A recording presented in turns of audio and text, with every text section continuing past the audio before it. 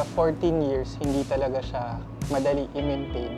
Ups and downs talaga, as in. Kung i-describe ko talaga siya, para siyang roller coaster. Actually, from med school pa lang to residency, Marami siyang twists and turns, but na-survive na.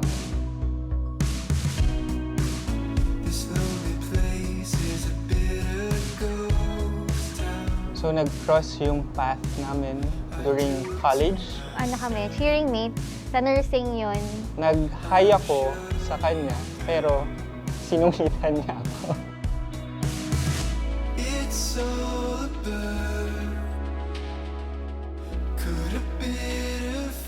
Gulat na lang ako, nag-text siya. Nung nag-announce lang ako group message, Hindi ko kasi alam yung number niya that time. So sabi ko, who's this? tapos yun, eventually nag-usap na kami nun, tapos dire-diretso na lang. Dahan-dahan na kami naging close, tapos everyday na kami magkausap. Yung idea of date namin, lalo na busy kami, after class, kakain kami dyan sa likod. Minsan nagkakayayaan na kumain sa labas and magsimba.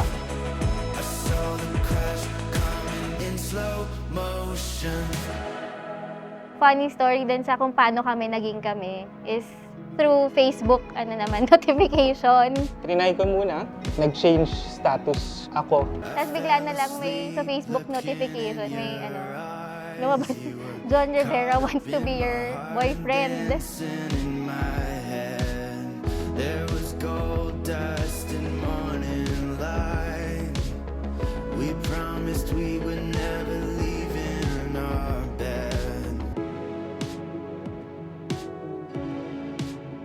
Conflict talaga namin dito is yung time namin sa isa't isa. May mga times na hindi kami nagkakaintindihan due to our busy schedule sa school, sa work. Ako kasi parang pag inalatan mo ako ng time, binigyan mo ako ng time talaga. Alam kong important ako sa'yo. Na-prove na niya throughout time na yun, kaya naman niya. We learn to enjoy simple things, celebrating our monthsary sa dorm, celebrating our small victories.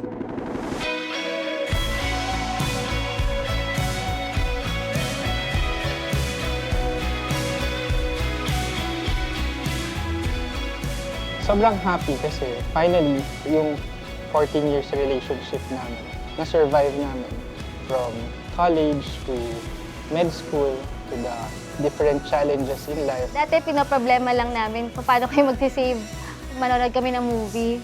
Ngayon yung career path na namin and pagpa-family. Napili ko na talaga, siya na talaga yung gusto ko kasama. Almost half of my life kasi andyan na siya. Na-witness na niya lahat ng worst Leia, saka the best Leia. So, andyan siya lahat, tinanggap niya lahat yun. Her presence makes me feel calmer. Yun yung pinaka-thankful ako sa kanya.